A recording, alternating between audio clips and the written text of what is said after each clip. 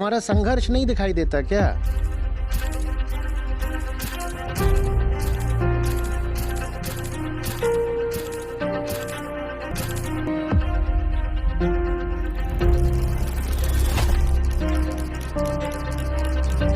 लोग आते हैं, लोगों को लगता है संस्था तो बस यही है कि लोग यहाँ बैठ करके ज्ञान बांट रहे होंगे। मैं सिर्फ तुमको वही थोड़ी सिखा रहा हूँ जो यहाँ 2 घंटे सत्रों में बोलता हूँ। ये जो पूरी संस्था है और इसका जो पूरा इंफ्रास्ट्रक्चर है, इसके पूरे जो कार्यकलाप है और इसका जो पूरा प्रबंधन है, वो मैं नहीं सिखा रहा हूँ क्या आपको? कहीं से कोई बड़ी फंडिंग नहीं, हमारे पीछे ना परंपरा की कोई ताकत, ना कोई आश्रम, ना कोई सेठ, ना कोई राजनेता।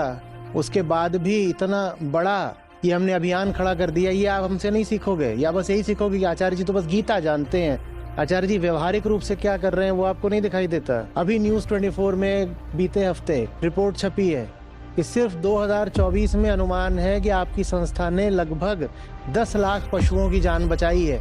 इतनी किताबें छप रही हैं। हम अपने आप में एक पब्लिशिंग हाउस हैं, अच्छा खासा बड़ा। ये जो ऐप आप चला रहे हो, ये ट्विटर, फेसबुक, इनके समकक्ष है। ऑडियो बुक्स आने जा रही हैं, वो ऑडिबल के समकक्ष खड़ी हो जाएगी। किताबें हैं तो जो अमेज़न की पब्लिकेशन डिवीजन, बुक्स डिवीजन है, उसके समकक्ष खड़े हैं। ये जो सेशन चल रहे हैं लाइव और कितने लोगों तक पहुंच रहे हैं वो अच्छे से जानते हो। तुम अपने आप में उस अर्थ में एक विश्वविद्यालय हैं। हम वीडियो कोर्सेज सॉल्यूशंस के, इतने वीडियो कोर्सेज हैं। ये कोई अदर वर्ल्डली हम कार्यक्रम नहीं चला रहे हैं। हम इसी जिंदगी को गरिमा के साथ, ठसक के साथ, निर्भयता के साथ, शान और समर्पण के साथ जीने का अभियान चला रहे हैं। नमस्ते आचार्य जी, मैं रुचि दिल्ली से हूँ। कल मैं जब मूवी से आ रही थी, अकेले लगभग 11:40 का समय रहा होगा। जैसे ही मैं कैब में बैठी, मेरा सारा ध्यान था कि ड्राइवर कहीं गलत जगह ना ले जाए, मैं सुरक्षित घर पहुंच जाऊं। उस वक्त जो सारा गीता का ज्ञान था वो सब रह गया और बस मुझे अपनी सेफ्टी का कंसर्न होने लगा। मुझे उस समय ऐसा लगा कि लड़कियों को शायद ज्ञान से ज़्यादा फिज़िकल और मेंटली स्ट्रॉन्ग बनना पड़ेगा पहले, तभी ज्ञान उनकी कुछ मदद कर पाएगा। क्या ये बात सही है? मुझे इस बारे में जानना है। नहीं, जो आप सही पूछ रहे हो ये भी तो ज्ञान की ही बात है ना।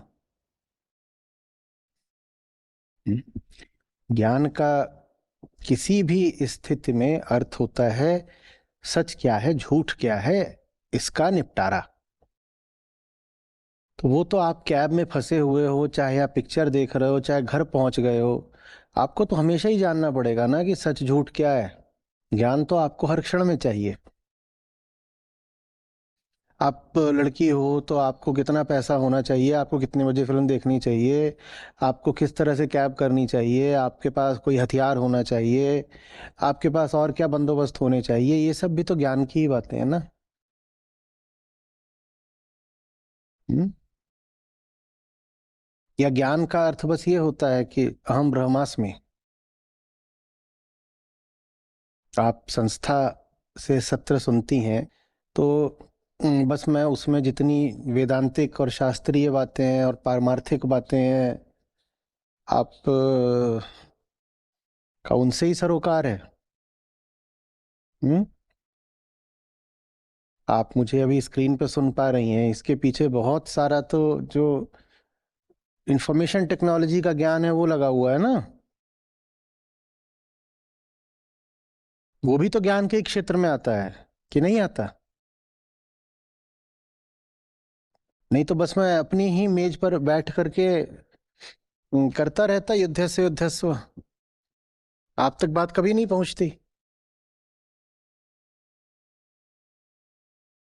वो सब कुछ जो आपको एक सही, आनंदित, मुक्त जीवन जीने में सहायता दे, वो ज्ञान में ही आता है। विद्या विद्या दोनों ज्ञान में ही आते हैं। मुझे सिर्फ ये पता हो कि गीता में क्या लिखा है और मुझे ये ना पता हो कि संस्था का प्रबंधन कैसे करना है, तो आप ये सत्र नहीं सुन रहे होंगे। तो संस्था कैसे चलानी है, जिसमें सब कुछ आता है, कैसे नए लोगों को संस्था में सम्मिलित करना है, उसकी पूरी प्रक्रिया क्या होनी चाहिए, आवेदन की, फिर भर्ती की, एप्लीकेशन कैसे आएंगे, रिक्रूटमेंट कैसे होगा, हम्म, वित्तीय प्रबंधन हमारा कैसे चलना है, रुपया पैसा कहाँ से कितना आएगा, कब कहाँ कितना खर्च कर सकते हैं, वो ज्ञान का हिस्सा नहीं है क्या? और अगर वो ज्ञान का हिस्सा नहीं है तो फिर ये भी जो अभी ज्ञान का चल रहा है, खेल आदान प्रदान, ये कहाँ चल रहा होगा?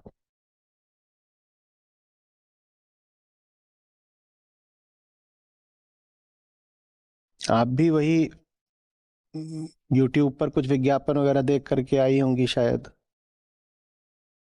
बहुत ज्ञान लगता है ये समझने के लिए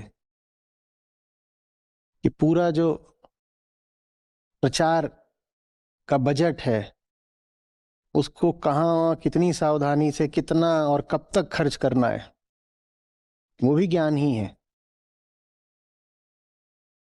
हमने ज्ञान को बड़ी एक परालौकिक चीज बना दिया है कि ज्ञान माने आसमानों पे क्या हो रहा है वही ज्ञान है। अभी मैंने आपसे कहा कि उपनिषद साफ साफ बताते हैं विद्या और अविद्या दोनों चाहिए। और आसमानों की बात तो बाद में हो जाएगी। उपनिषद कहते हैं कि जो जमीन की बात नहीं समझता वो अगर आसमानों की बात करे तो दो चांटा लगाओ उसको।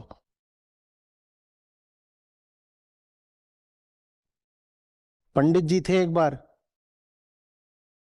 पंडित जी नदी पार कर रहे थे, वहां बैठा हुआ है मल्लाह। पंडित जी ने मल्लाह को कभी पढ़ने ही नहीं दिया था। पंडित जी के तरीके, बोले ज्ञान तो बस हमारे ही पास होना चाहिए, शास्त्रीय सारा। तो मल्लाह को काला अक्षर भैंस बराबर वो कुछ नहीं जानता, वो बस चप्पू चलाना जानता था। तो पंडित जी बैठे हैं, मल्लाह बैठा है, नाव पहुंच गई है आधी नदी। पंडित जी पूछ रहे मल्लाह से कि भाई वेद कितने हैं? बोला, अरे महाराज का पूछ लिए, हमें क्या पता। बोले अरे मूढ़, अरे चलो यही बता उपनिषद कितने हैं? बोले महाराज हम तो बोलो ना पाओ। क्या बोले ये? उपसी दन। बोले, अज्ञानी, कुछ नहीं जानता तू। बोले पुराण जानते हो? तो मैं कहा क्या बोल रहे हो, पुराण हम कहाँ से जानेंगे? बोले सांख्य योग जानते हो? बोला कर महाराज कैसे चप्पू चला रहे तो सांख्य योग। पंडित जी को मजे लेने हैं। हम्म, और बताओ उत्तर मीमांसा पूर्व मीमांसा का अंतर जानते हो? अरे नहीं। अरे, नरक में जाओगे, नरक में मरने के बाद। मल्ला बोला पंडित जी। बोले हाँ। बोले तैरना जानते हो? पंडित जी बोले अधम, नारकीय, असुर, दानव, पिशाच, राक्षस, मैं क्या ऊंची ऊंची बातें कर रहा हूं, उपनिषद दर्शन, और तू मुझसे पूछ रहा है कि मैं इस भौतिक भावजल में तैरना जानता हूं? नहीं जानते तैरना? तो बोले महाराज हम तो मरने के बाद नरक वरक में कब जाएंगे नहीं जाएंगे पता नहीं, पर आप अभी ही मरने वाले हो, नाव में छेद है।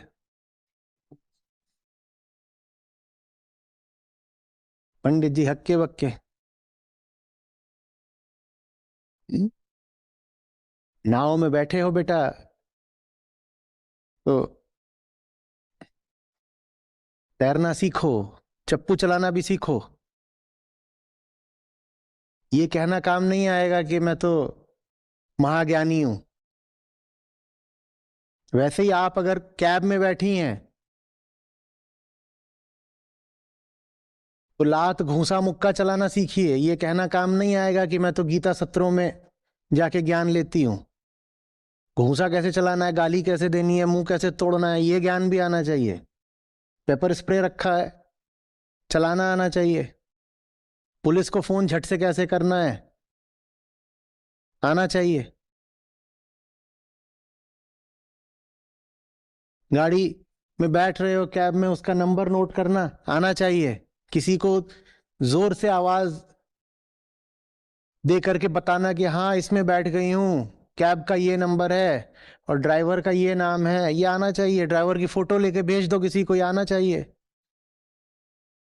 यूं ही फोन पे बात करना शुरू कर दो, चाहे दूसरे सिरे पे कोई हो ना हो, जोर जोर से आना चाहिए। और दूसरे सिरे पर जिससे बात कर रहे हो, क्या समस्या है? अगर वो थानेदार हो, कोई समस्या है? जीजा जी थानेदार है, अभी फोन लगाया है। हाँ,